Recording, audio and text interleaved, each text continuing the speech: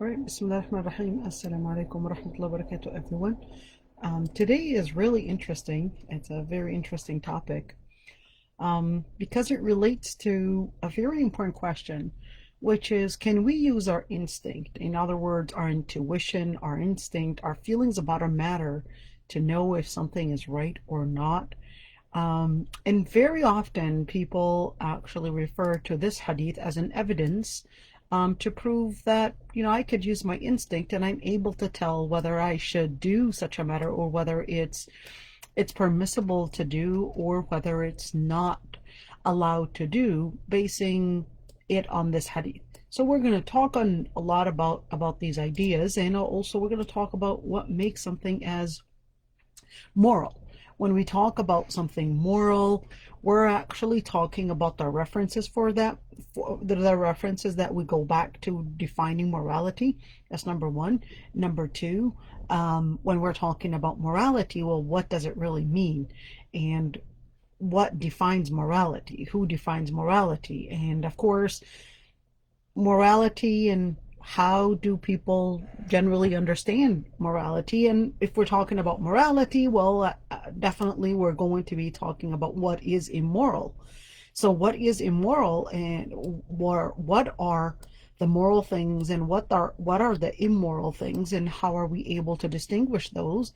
And in application, meaning the applying that moral or immoral act, how does it affect people in their life, and how do I use certain things in my instinct to help me distinguish right and wrong? So this is the hadith right here. This is what we're going to be working on today. It's going to be really exciting, a lot of things to talk about. Now let's start with the hadith. عن النواس ibn Sam'an. Nawas ibn Sam'an is a Sahabi. He was from the northern part of Saudi Arabia, which is really close to what today is called Bilad al-Sham or Syria. عن النواس ibn Sam'an رضي الله عنهما. I'm going to comment on that one just a bit. عن النبي صلى الله عليه وسلم قال البر حسن الخلق والإثم ما حاك في نفسك وكرهت أن يطلع عليه الناس. رواه مسلم. وعن وابص بن معبد رضي الله عنه قال أتيت رسول الله صلى الله عليه وسلم فقال جئت تسأل عن البر والإثم؟ قلت نعم. قال استفتي قلبك، البر ما اطمأنت إليه النفس واطمأن إليه القلب، والإثم ما حاك في النفس وتردد في الصدر، وإن أفتاك الناس وأفتك. Hadith Hasan. So when we say Hadith Hasan, that would actually tell us that it was actually narrated by At-Tirmidhi. But let's look at these two hadith. These two hadiths, you could see these are actually two hadith. The first one is عن النواس ibn Sam'an, which is this hadith. The second hadith is عن وابص ibn Ma'bad. This is the second hadith. But they both give pretty much the same exact thing, the same idea. So let's see right here what the idea is. So the Prophet ﷺ, عن النواس ibn Sam'an. So النواس ibn Sam'an, and when you see رضي الله عنهما, that would mean may Allah subhanahu wa ta'ala be pleased with both of them. So both of them would mean Sam'an and would also mean in Nawas. Both of them were Sahaba, the son and the father. Well, the father was actually the person, when he met the Prophet ﷺ, he gave the Prophet ﷺ like a pair of shoes, and the Prophet ﷺ accepted that gift. And not only that, but he actually got his sister married to the Prophet ﷺ. But his sister, that is Sam'an's sister, when she was with the Prophet ﷺ, she actually said, I seek refuge in Allah subhanahu wa ta'ala from you. So the Prophet ﷺ just told her, you know what, go back. I'm not interested in this marriage.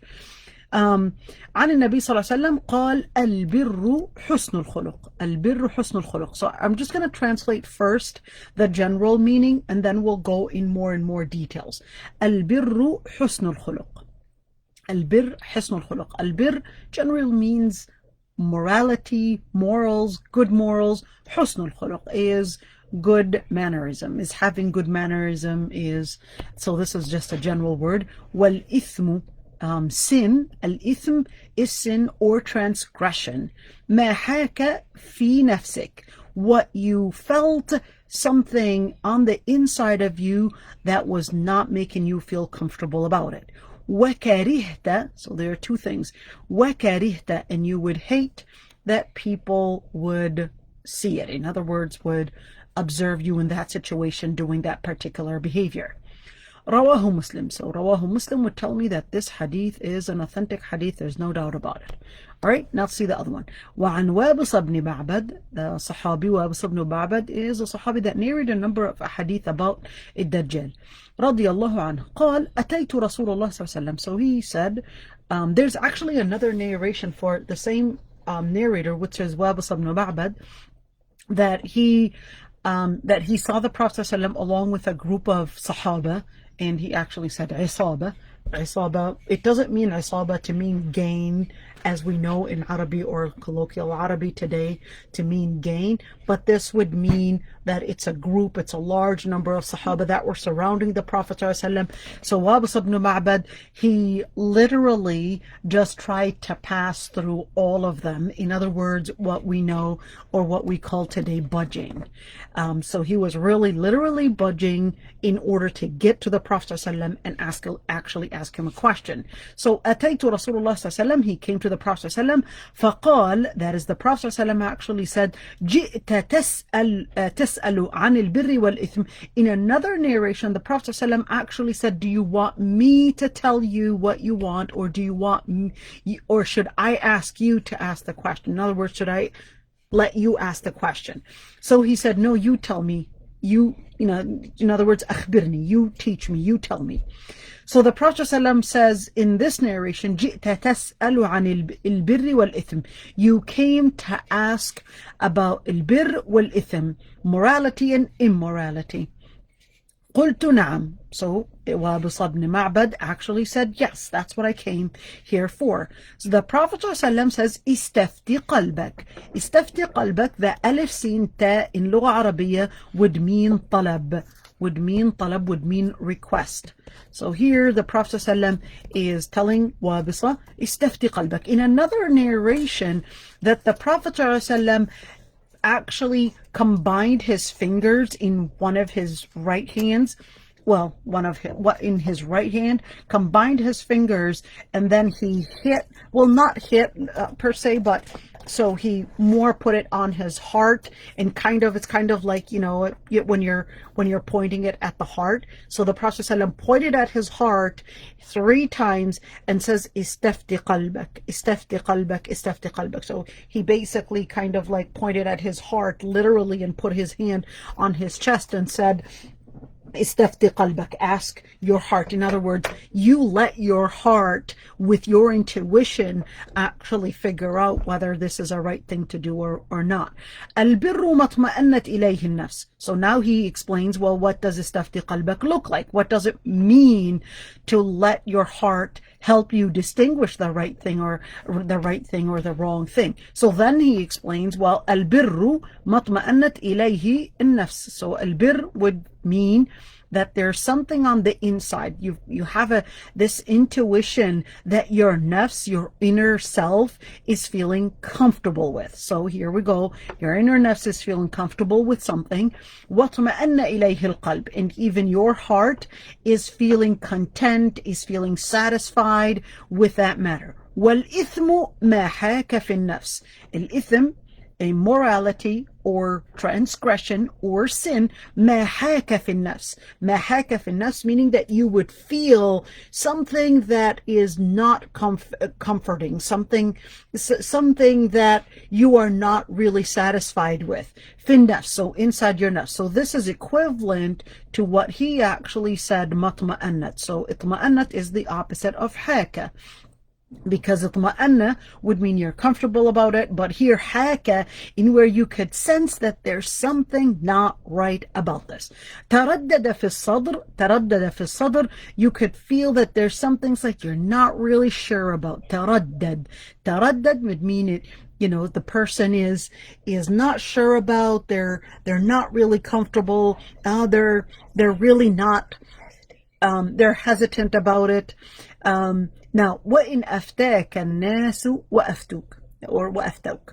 وَإِنْ أَفْتَاكَ النَّاسُ, even if people would give you the fatwa. Now, this is talking about people. This is not talking about a scholar giving you a fatwa here. Even if people would give you all the fatwa. But the fatwa here is not what we in our modern times would know as a fatwa to mean the question that you would seek from a scholar, or the response that you would seek from a scholar. But al-fatwa here would more refer to people's answers, people's perspectives on different matters. So al-fatwa here, aftak an-nas, this is not talking about our modern definition of fatwa, but this is talking about people's responses, people's reactions to a certain matter. Now, there's so many different things. Of course, you know, when we're looking at this hadith, it brings in a number of different questions rather than actually answers questions. I totally understand that. So that's what we're going to answer today.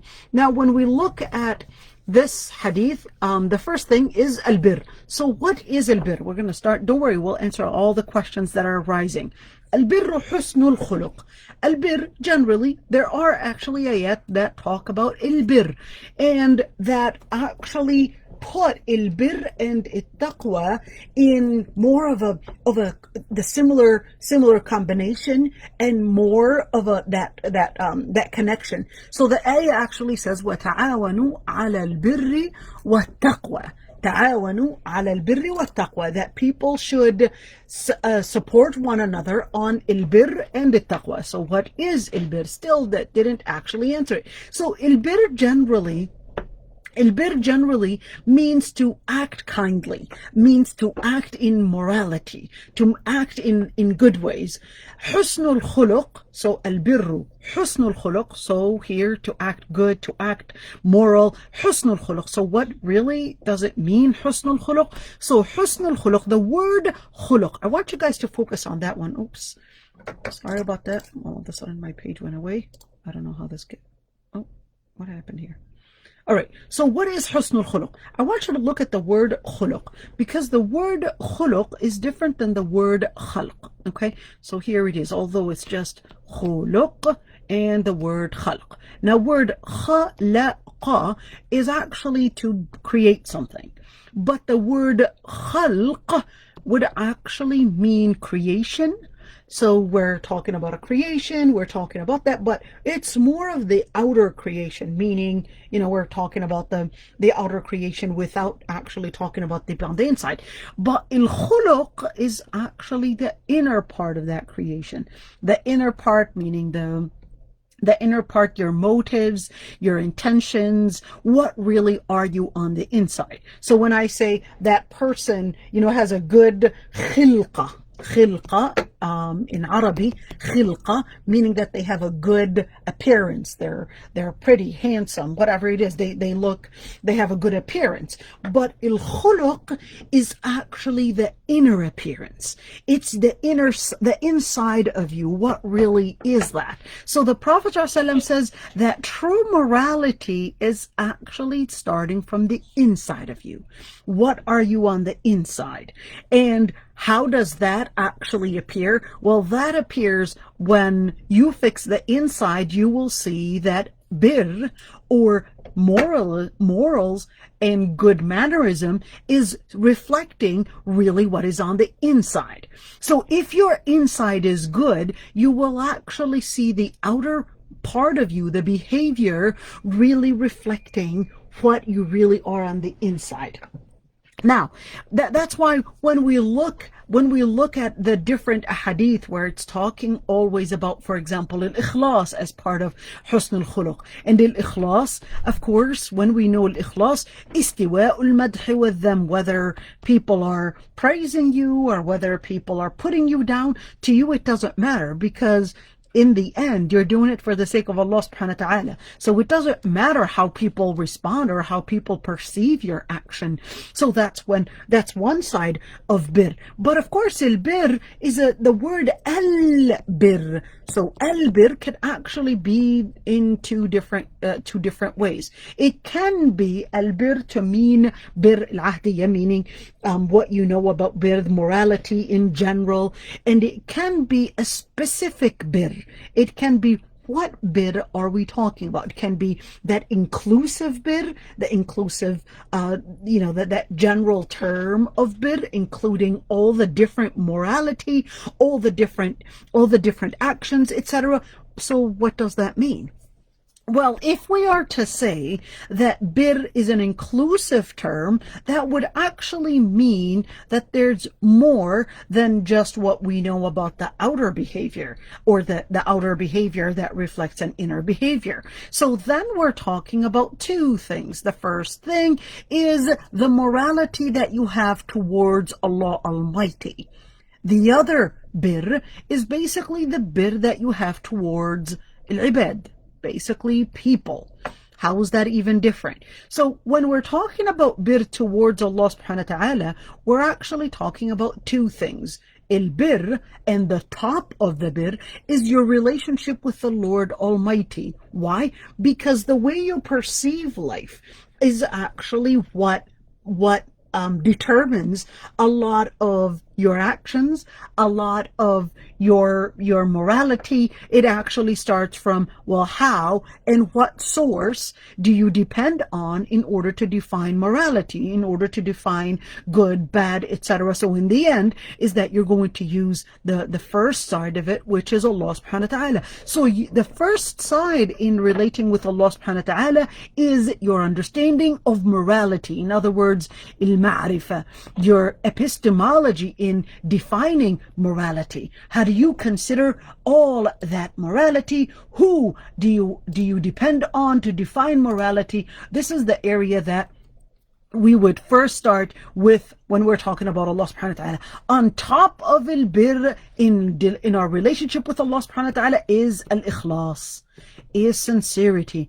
On the other part of it is al-ubudiyya, is really your submission to Allah subhanahu wa ta'ala, which actually comes from al-ikhlas. Your submission to Allah subhanahu wa ta'ala, you go back to Allah subhanahu wa ta'ala to define morality for you. Now the other part, when we're talking about our relationship with Allah subhanahu wa ta'ala, and this is actually when we talk about it-tashri'ah, when we're talking about legislature, there are two actually legislating things. So there's an irada, there's a will. So somebody might say, well, how do you hear Allah subhanahu wa ta'ala would tell us that Allah subhanahu wa ta'ala لا يرضى لعباده الكفر, and at the same time that Allah subhanahu wa ta'ala actually created people and gave them the free will to do different matters? Well, there are two things here. There's one thing is that Allah subhanahu wa ta'ala, there's al-irada tashri'iyya and there's al-irada al-kawniyya. There's one irada, there's one will that Allah subhanahu wa ta'ala had actually created. Yes, gave man free will, but that doesn't mean that Allah subhanahu wa ta'ala accepts that people reject the Lord Almighty, that people would accept rejecting Allah subhanahu wa ta'ala. And this is the general irada. This is the general will that Allah subhanahu wa ta'ala had created within the world. But there's the irada tashri'iyya, which would mean that legislating will, which Allah subhanahu wa ta'ala does not accept that people do things that are against Allah subhanahu wa ta'ala's commands. So when we look at that, when we look at that, it helps us understand when Allah subhanahu wa ta'ala gave you free will, it doesn't mean that, although yes, this is sacred that He gave you free will, but it doesn't mean that He accepts wherever your will takes you to. Because there is something that Allah subhanahu wa ta'ala rejects and does not want of you to do. A little complex from what I said here. But the other part, when we look at our relationship with Allah subhanahu wa ta'ala, is how do we look at evil? How do we deal with different things that may be a result of natural evil, catastrophes, all these different things? How do we relate with that? Is it that Allah subhanahu wa ta'ala is evil? Allah subhanahu wa ta'ala is not evil, but some of the things that He had created may actually have an evil implication on some things. For example, you get bit by a snake, you get stung by a bee, etc. All these different things. It's not necessarily that snake that was created, that Allah subhanahu wa ta'ala is evil, and that's why He created the snakes, because there are good things about their venom. There are good things that we still have to research, and there are so many good things that we are still learning. So how are they important? Remember the wolves and their effect on nature and all these different things. Now, regardless of all that, when we look at evil, there are a number of things of how we understand them and how we relate to them. So when we look at evil, the way you relate to evil as a Muslim is that you would have the level of sabr, that you would have the level of patience and accept that Allah subhanahu wa ta'ala does not create absolute evil. The evil thing that pricked you is part of a number of different things. One, it could be a result of human action. It could be a result of your own personal action. The human action can be an absolute evil. The human action can contain absolute evil in where the human action can probably kill somebody that has no fault in doing anything. This is human action that can have absolute evil. Now, the other part is that sometimes the evil is بما كسبت أيديكم. بما كسبت أيديكم. So really, it was a result of something that you had done. Without you realizing, you took a certain step, you took a certain decision, and now you're harvesting the decisions that you had made. That's a different story. Now, the other part are the evils that are things like catastrophes, or what we call them natural disasters. The natural disasters are those sides that Allah subhanahu wa ta'ala promises that any type of evil that harms you, whether that was a result of a human or whether that was the result of your own action, that in the end Allah subhanahu wa ta'ala will compensate the people that went through any type of evil. In other words, you would have trust in Allah subhanahu wa ta'ala that He does not let evil prevail, even if it was human or whether it was your own action. But you have to connect to Allah subhanahu wa ta'ala in order to maintain your connection with Allah subhanahu wa ta'ala, and that is where there's sabr. The other part is that you would keep your connection with Allah subhanahu wa ta'ala, in which is the level of rida, that you would maintain your content and your level of connection with Allah subhanahu wa ta'ala in order to get to the level of rida, where you are content and in full belief and in full connection with Allah subhanahu wa ta'ala, that Allah subhanahu wa ta'ala will compensate you, whether in this dunya or the hereafter, if you were actually patient. Why? Because Allah subhanahu wa ta'ala actually says in the ayah in Surah Al-Isra, وَمَنْ قُتِلَ مَظْلُومًا فَقَدْ جَعَلْنَا لِوَلِيِّهِ سُلْطَانًا فَلَا يُسْرِفْ فِي الْقَتْلِ. Whoever was killed, مظلوما, whoever was killed in a way where they were oppressed, then Allah subhanahu wa ta'ala will actually compensate them. وَمَنْ قُتِلَ مَظْلُومًا فَقَدْ جَعَلْنَا لِوَلِيِّهِ سُلْطَانًا.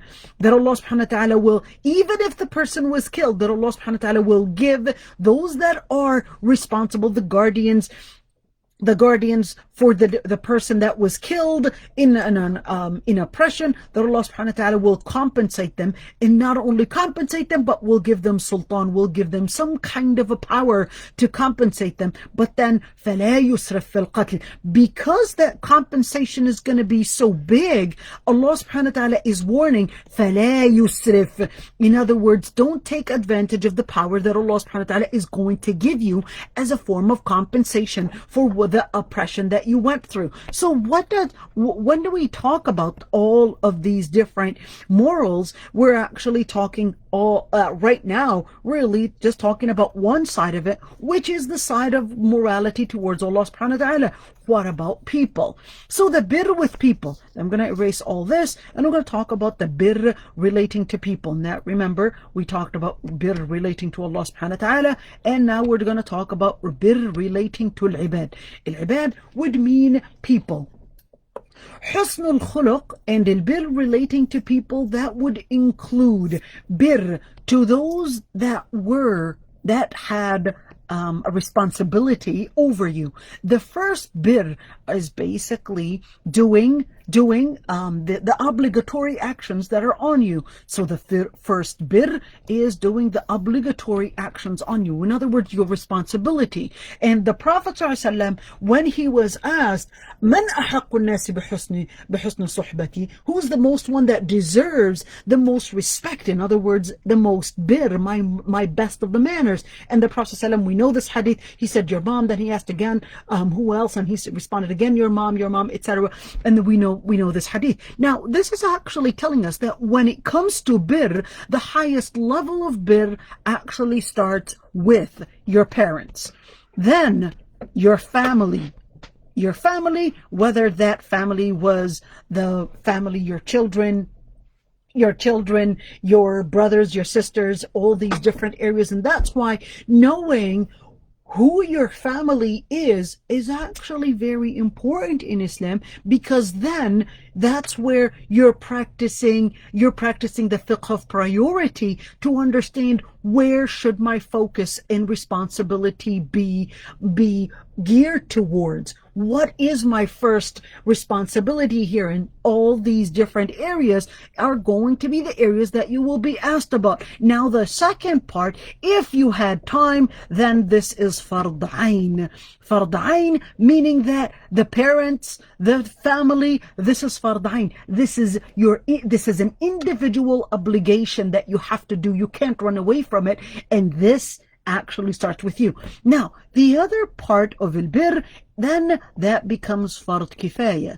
The relationship between fard kifaya would mean the relationship between you and the community around you. Community, you had time to build in the community, you had time, you were able to invest with your money, you were able to invest with your capacity, you were able to invest with different kinds of powers, depends on who you are and what capacities you have. Then this would be fard kifaya. Fard kifaya would mean this is a community responsibility. But if we don't have a good enough number to complete and fulfill this community responsibility, then it becomes obligatory on every single person to fulfill that obligation. Now, when we look at al-birru husnul khuluq, not only are we talking about levels of how we treat the people around us, but this is actually talking about birr, in where you are putting, again,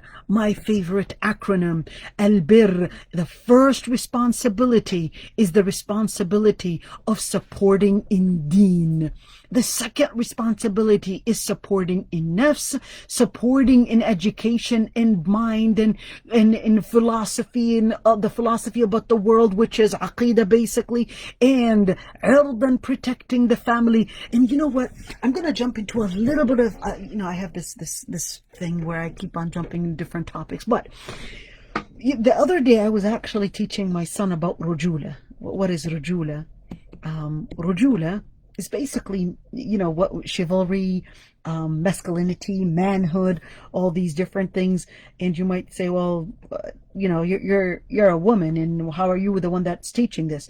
You see, in the end, there's actually a reference that we go back to in teaching rujula. In teaching rujula, we go back to the Quran. If you look at the Quran, there are a number of things that Islam talked about when it came to teaching manhood. Exactly, the Quran was teaching about rujula, about manhood, and a number of different things it emphasized on when it talked about rujula. Number one, it talked about rujula rijalun la tulhihim tijaratun wala bay'. It talked about rujula, where they don't get pacified in tijara, in worldly matters, because they are of people of integrity and people of leadership. And that's what rujula is. It's being a leader, and that's why they don't have time for الملهيات. They don't have time for pacifying things and entertainment. And this is one main thing that we could see. And you might question, what happened to our boys? Why are they at 20 and 25 and 30 and still acting like little 10-year-old boys? Well, it actually started when they're living in a society that is so indulged, and they feed on entertainment. For sure, you're not going to find manhood. Take away the entertainment, let them live the responsibility, and that's how you will find manhood. And that's why in the other ayah, Allah subhanahu wa ta'ala actually says, رجال صدقوا ما عاهدوا الله عليه. There are people that were honest in the covenant, in the relationship between themselves, between themselves and the Lord Almighty. What is ما عاهدوا الله عليه? It's basically that they're living up to the mission that was even sent onto the prophets, peace be upon them, the mission to deliver the message, to live up to the message, to put it into practice. And this is the core of الرجولة. So when we talk about الرجولة and manhood, it's basically giving you that responsibility. You look at, for example, another part of الرجولة. You're talking about where Allah subhanahu wa ta'ala actually makes men be responsible in decision making and marriage and decision, or even in making money and making the income and etc. Why? Because you're supposed to be building and using your capacity to bring about the security for the family. And that's why Allah subhanahu wa ta'ala puts it upon the men within the family to help the woman decide whether this man is right for her in terms of marriage, or to be there to do the spending on the family, etc. Because Allah subhanahu wa ta'ala gave you the body powers not to, start building them and building all these muscles and six packs and all that. But it's actually a responsibility. This is not tashrif, but this is taklif. This is not an honor, but this is actually responsibility that you will be held accountable for. So when we look at rujula, it's so sad that we're seeing a lot of the boys, they've got the body of a man, but ahlam al-asafir, body of a man's build-up, but the reality is that dreams, their missions, their goals in life are like little children, are like little birds still thinking about these little things. And right now, unfortunately, we're seeing them fall in anxiety when they don't even have the responsibility. And this actually comes from the lack of responsibility, and then not being able to adapt and cope with the different missions that they have to live up to. Now, DNAIM, and this is the part when we talk about al-bir, in where your family and al-ird, the family, the bir actually comes for the family first. The family, whether your mother, father, etc., that's where your bir is focused. But to be good to your friends, and you were so good at putting masks when we're walking out in the streets, then we seem so professional, but at home we're just fighting with our brothers and sisters, and more like crocodiles and alligators trying to munch on each other's stuff and reputation, etc. That's not bir. Your bir starts with your family, and then your bir actually manifests mainly in the way you are willing to give in, to give up, and share the wealth that you have, which is al-mal. That's when it manifests. How sincere are you in the inner akhlaq, husn al-khuluq, in the inner akhlaq that actually manifests itself in money, and how you're willing to actually spend it for the right things, for the right responsibilities, for the right people, and not make this money be spent for the sake of entertainment and so forth. forth. And that's why Allah subhanahu wa ta'ala says, وَتَعَاوَنُوا عَلَى الْبِرِّ وَالتَّقْوَى. And Allah subhanahu wa ta'ala says, and support one another in الْبِرِّ وَالتَّقْوَى. Support one another in الْبِرِّ وَالتَّقْوَى. الْبِرِّ is what? Al-bir is what we talked about, all those different sides of al-bir. Taqwa is when you are so concerned about those levels, about those limitations that Allah subhanahu wa ta'ala laid out, that you fear that you're not doing enough. So you give in more. This is إن الله يأمر بالعدل والإحسان. There's the level of al-adl, there's the level of justice, but there's another level, which is al-ihsan, the level that even if somebody is not doing the right thing with you, you're doing the right thing. That's why the Prophet ﷺ actually said that وَلَا تَخُنْ مَنْ خَانَكَ, and don't betray those that betray you.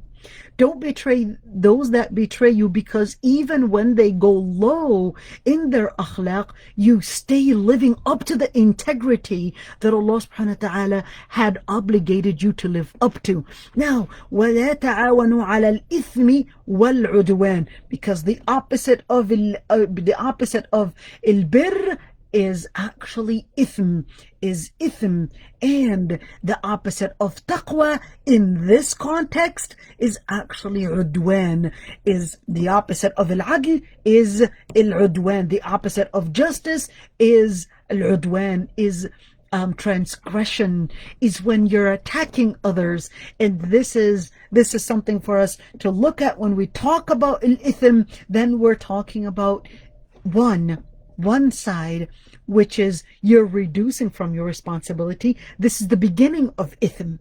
This is the beginning of acting irresponsible or irresponsibly, in where you're transgressing the limit. You're not doing what you are supposed to be doing. This is transgression, because Allah subhanahu wa ta'ala says, وَلَا تَعَاوَنُوا عَلَى الْإِثْمِ وَالْعُدْوَانِ. Then any form of transgression, what is dhulm, what is oppression, what is transgression? Transgression and oppression are basically when you don't give those that have an obligation on you their rights, or keeping it from them. That's also a form of udwan. Al-ithmu ma haka fi nafsik. What does that mean? Al-ithmu ma haka fi nafsik would mean that you would feel it on the inside. So wait a minute, should I just base it on how I feel on the inside before, or for me to decide whether this is right and wrong? We're going to talk about that in just a bit. Well, here's a number of things that we need to remember, is that yes, the Prophet ﷺ in another hadith actually says, دع ما يريبك إلى ما لا يريبك. Leave what you're in doubt of to what you're not in doubt of. This is, so here, ما حاك في نفسك, this is one side. But here's the thing, is that generally speaking, there is one reference, and that's the most important reference. I want to go back to a number of three things. Number one is that when we speak about halal haram, the first reference that we go back to is what Allah subhanahu wa ta'ala had indicated in nas, in the text. Now, if something is indicated in the text, to say, but I'm not sure, that's not how I feel on the inside, well, you have to work out your feelings to actually be in parallel with what was mentioned in the text, Quran and Sunnah. So you can't use this and say, well, I don't feel that, for example, I don't feel that zina is such a bad thing. Wal-iyadhu billah. Let's just assume somebody is saying that. All right? Why? Well, because I don't feel it on the inside. Something on the inside is telling me otherwise. All right? Let's just assume somebody is saying that. So in that situation, we'll say, wait a minute, we've got a nas, we've got a text.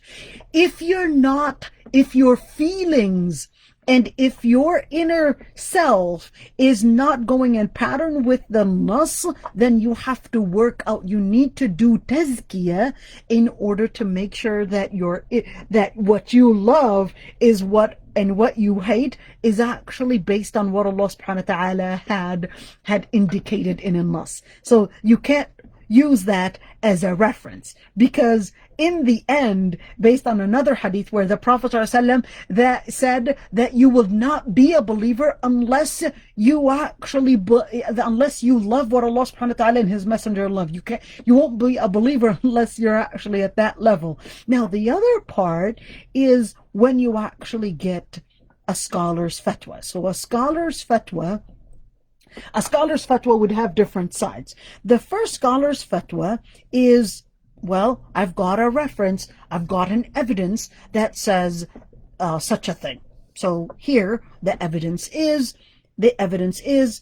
they've got the text. So then in that situation, I'm going to consider a number of different things before I seek a scholar's opinion. Number one, their ability to research.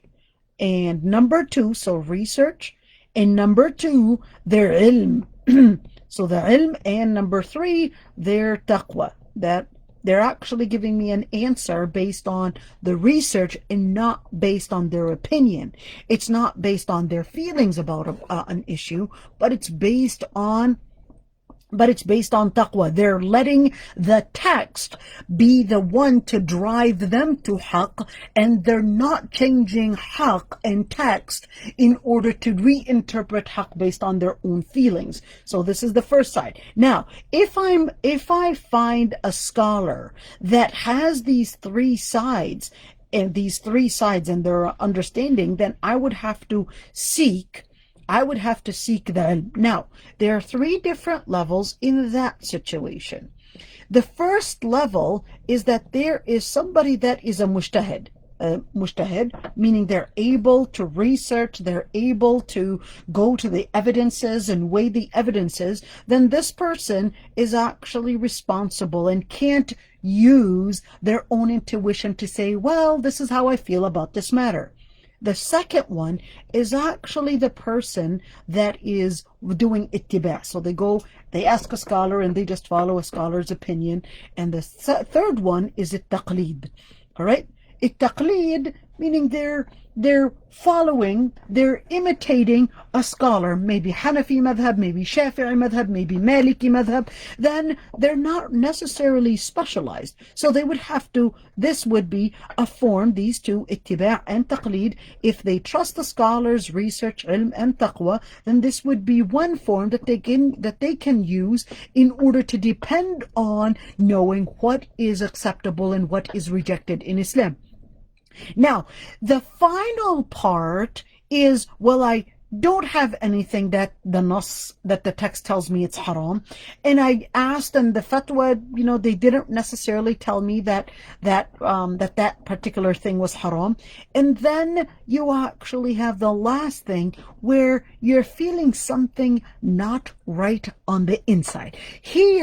Right here, after going through these categories is when we would say, ما حاك في نفسك. You feel it on the inside. Because remember, not everything in Islam was necessarily mentioned in all contexts and in every single situation. So you're going to be then responsible to look at the circumstance and see, is this right? Would I want anybody to see me doing this? If you if you would hate it if people would see you in that way, then don't do it. Even, and this is really important to talk about, is there's something called al-muru'ah. What is al-muru'ah? There is a level of halal, haram. We know all those wajib, makruh, etc. But there's something else which is al-muru'ah. Al-muru'ah, something that really sad. This is not a utopian term, by the way. This is not at all utopian, but al-muru'ah is a form of chivalry. It's a form of the high value. It's a form of integrity that you live up to, even if it's not haram. you live up to it, and that is المروءة. Right now, I'll give you an example. Many people would ask me about piercing. All right, now I'm going to ask you, if let's say you would say, well, can I have a text that says piercing is haram? I'll tell you there is no text that tells you that piercing is haram. I will just go back to the ayah where Iblis says that he's going to change people's appearance in order to change on the inside. But you would say, well, that's too much of a general term. I'll tell you, I agree with you. I don't have a specific ayah that says that piercing and putting a nose piercing is necessarily haram. So you would say, well, are there any scholars? I would say, the scholars, there are some things that were mentioned even about earrings, and like Al-Ghazali, who said that that was a form of muthla, in other words, deforming the human body. And that's one thing that some scholars said, but it still stays within the differences of opinions. And you will say, well, I would like to do it. And I would ask you, well, you know what? Would you respect me? Would you honor me if you saw my face with piercings on my face? How would you feel about that? I am sure that the response is going to be, on the inside, I would not respect, or I would not honor, and I wouldn't hold you seriously if I would have seen your face with all those piercings. And which is why even in certain positions, probably certain hospitals or certain positions, jobs, they don't expect you to have, piercings or probably long hair or probably, certain things, even though they would say, it's your right to do all that, but they would still hold a certain level of what it means to be professional. And here, this is just an idea of what muru'ah would mean, is that there's a certain level of professionalism in putting your Islam in place, in putting your akhlaq to live up to a level of akhlaq and not imitate those that are practicing such a manner or such a thing, even though I may not have a text. So this is al-muru'ah. It's so sad that in our society today, muru'ah is rarely talked about. It's really sad. Muru'ah is really talked about in our society. And that's why, when we look at the other segment of the hadith, in where al-birru matma'annat ilayhi an-nafs, on the inside. Now I would ask, do you feel on the inside that that's a respectful thing? Do you feel on the inside that that's an honorable thing? Do you feel on the inside that suits a believing woman, a believing man? Do you feel it on the inside? If the answer is yes, well, I would tell you, well, that's one way of trying to distinguish right and wrong. But here's one thing. Who is going to be the reference? Is this talking about relativism? Certain things are really relative. You may like it and I may not like it. Now, that's why we would actually talk about, well, who is the reference? We would go back. Ya Allah, this is really important. We would go back to as-salihin, the practice of as-salihin. And that's why imitating as-salihin in itself is actually a form of success. Imitating as-salihin. In other words, who is the reference that we go back to? We go back to the reference of a salih person. And that's why yustatnas, we would say, I would, yustatnas, what does it mean, yustatnas? It's like we could get the inspiration. Here we go. We can get the inspiration from the salihin that this is an acceptable thing, that this is a right thing to do. When I, for myself, at age 15, I really didn't know, my family was, my mom is a revert. My father was more into traditional type of practicing Islam, like any other Palestinian, Arabi, all that. But subhanAllah, at the time, at the time, I really didn't know, and I think I said this before, I didn't know what practicing Islam looks like. So I really wanted to practice, but I didn't know who to imitate. So I would see a lot of the girls or a lot of the religious women. I used to live next to Masjid al-Aqsa. So I would see what they were. I would even go with them to al-Matara, like the place for the bathrooms, to see what are they wearing under their hijab. What kind of socks is she wearing? You know, so what does she do when she's practicing? And I was so lucky. And may Allah subhanahu wa ta'ala yudhkurha bil khair. There was a sister, she was a hafidha, mashallah, and had a sharia degree at the time. Her name is Faiza Siyam. And she was the person that I always looked up to learn more about the deen. And I was always watching what she was doing until one time I was taking I was going to school, and I see a woman that was carrying some bags and 3 children and all that, and I wanted to help her. I didn't know, I just helped her, and then she said, Jazakillahu khairan. I didn't know, I had no clue what that word meant. I never heard that word, never heard of such a word. So I just said, Afwan. She just said, yeah, actually, she didn't say anything. I was the one who just said afwan because I didn't know how to respond. But then I went back to my dad and I said, there's this lady that I helped her, and I didn't know whether she was saying something good or bad, but she just said this term, Allah khair, jazaki. I'm not sure what she said. She's like, maybe you should have asked her. I said, I was shy to ask her. I didn't want to look stupid. So later, my dad told me, well, it was just Jazakallahu khairan. You could just respond afwan. My dad told me that I could respond afwan. So I said, well, that's what I said. I assumed she said thank you. Then later, I actually asked my friend. I said, what do you guys respond when you say Jazakallahu khairan? She said, wa iyyaki. Well, look, what does that mean anyways? See, in the beginning, all the practice starts with imitating a salihin. All your practice, find a salih person. And what if I can't find one? You be the salih person. You be the salih person. You be the example that you wish to imitate. Now, having that being said, when we talk about matma'anna ilayhi al-qalb, is basically the qalb of a salih person.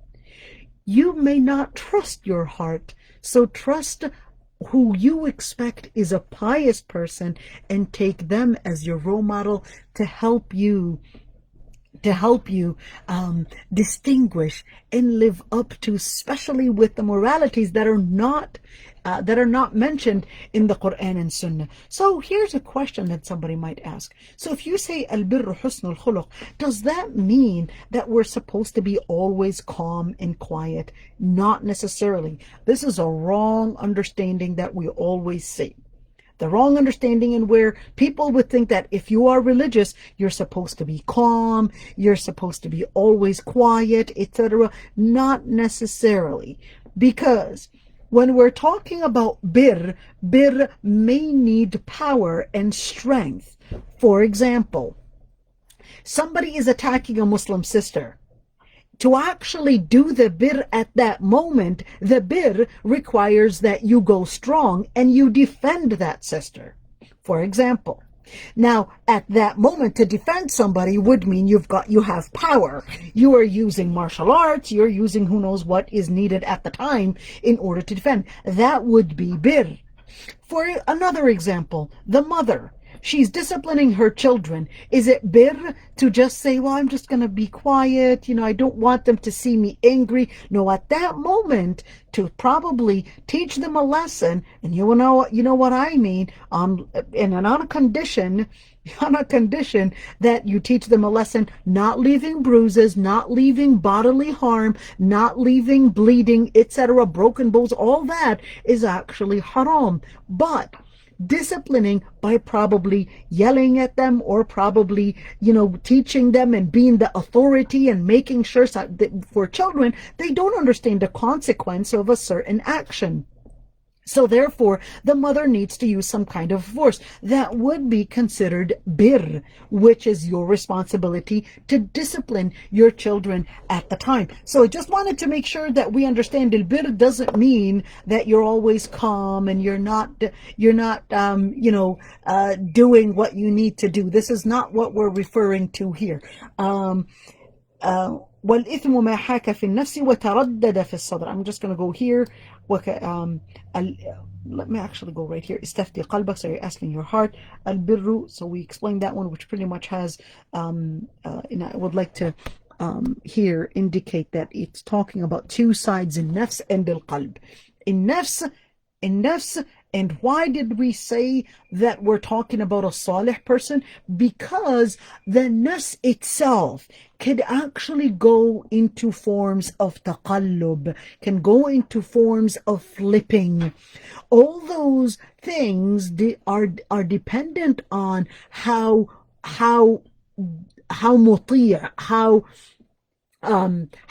close are they to Allah subhanahu wa ta'ala. So with the nafs, there are actually three types of nafs: al-nafs al-mutma'inna, and there's al-nafs al-lawama, and there's al-lawama, and there is al-ammara bis-su'.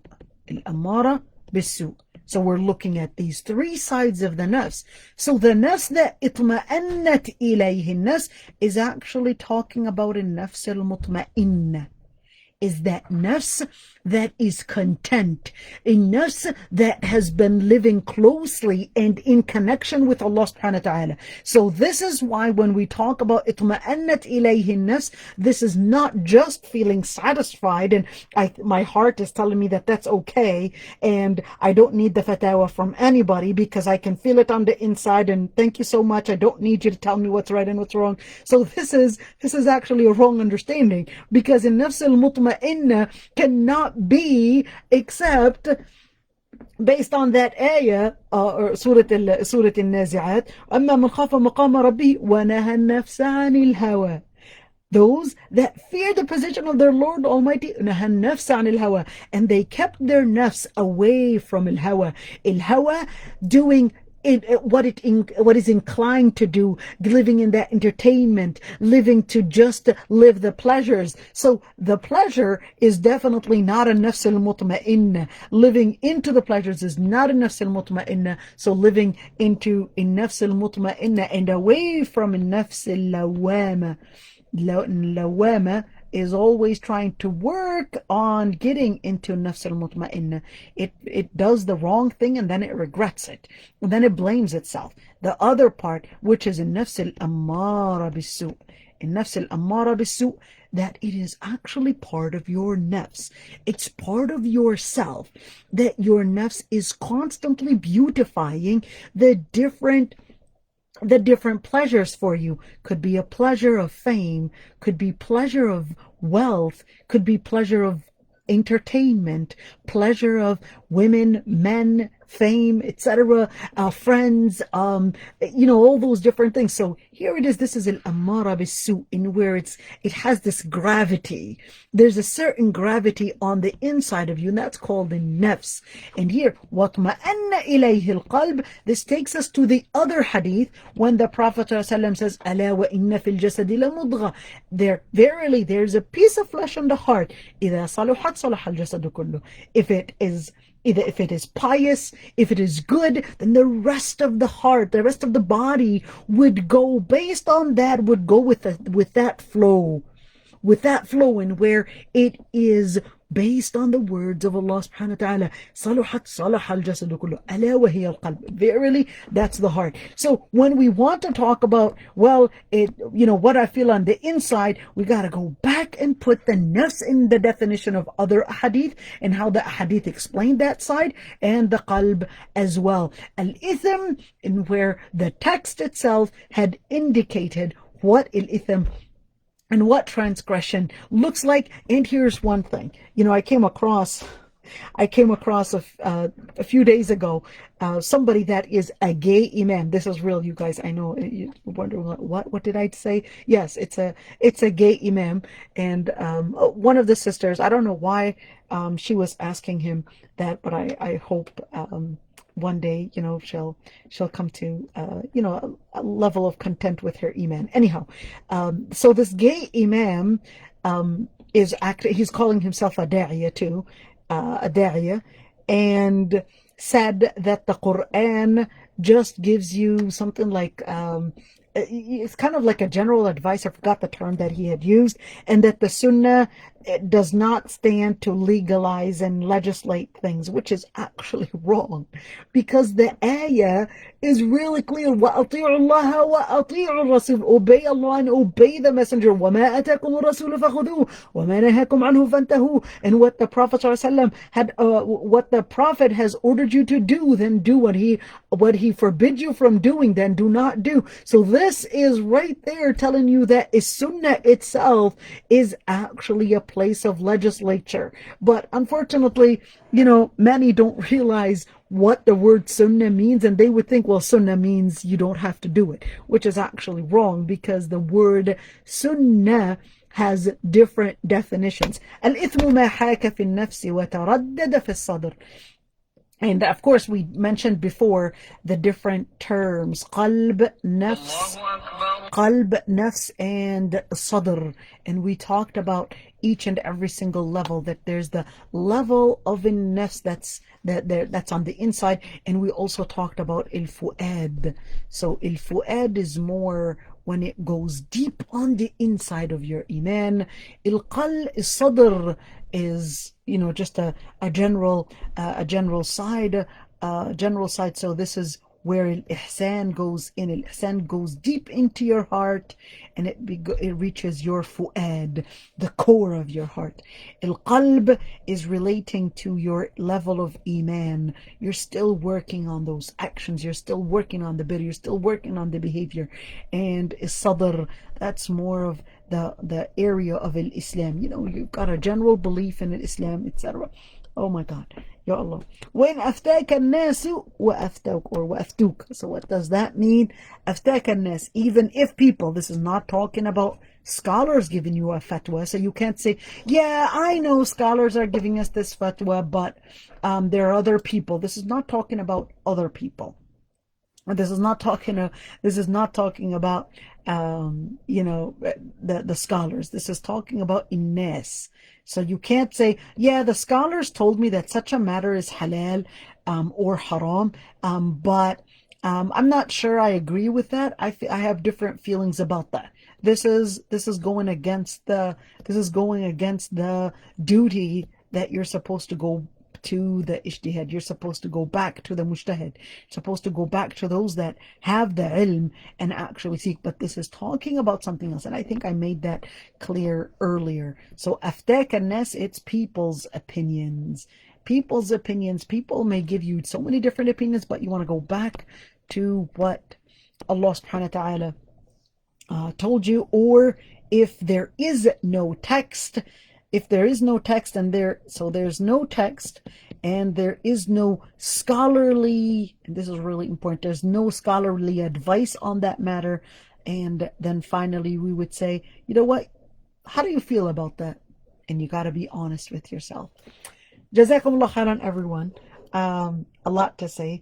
Let's see, here's a sister saying, even the ayat of love, that the only way to show love to Allah is by following His Prophet. Yep, alhamdulillah. So if there are any questions, I'd be happy to answer any question, and we could see some people following us on Facebook as well.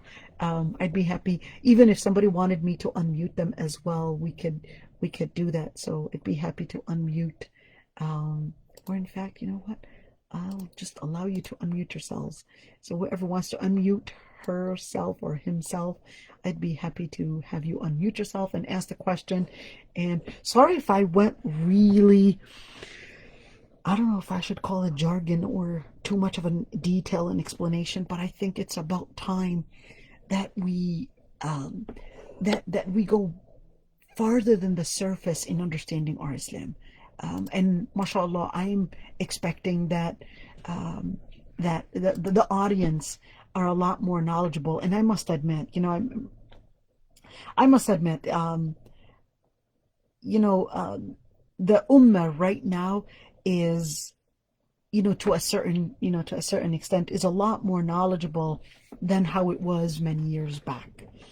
And we are right now, and I'm very optimistic, really. We're right now getting a lot of Muslims that are so dedicated to learning their Islam and to deal with the general masses like they are simple Muslims, and we're supposed to be giving them, like they would give the child, one, the smushed ilm, I would call it. It's kind of like giving those the morsels of food for children when they first go on solids. I think we have to go beyond that. We have to grow and understand that the Muslim ummah is, alhamdulillah, is right now growing in their ilm. So let's not stay at the level of trying to do the simple ilm and still, and I think, focusing, there was a lot of there was a lot that was being focused on. I mean, it's not, I'm not saying that it's not important. It is important.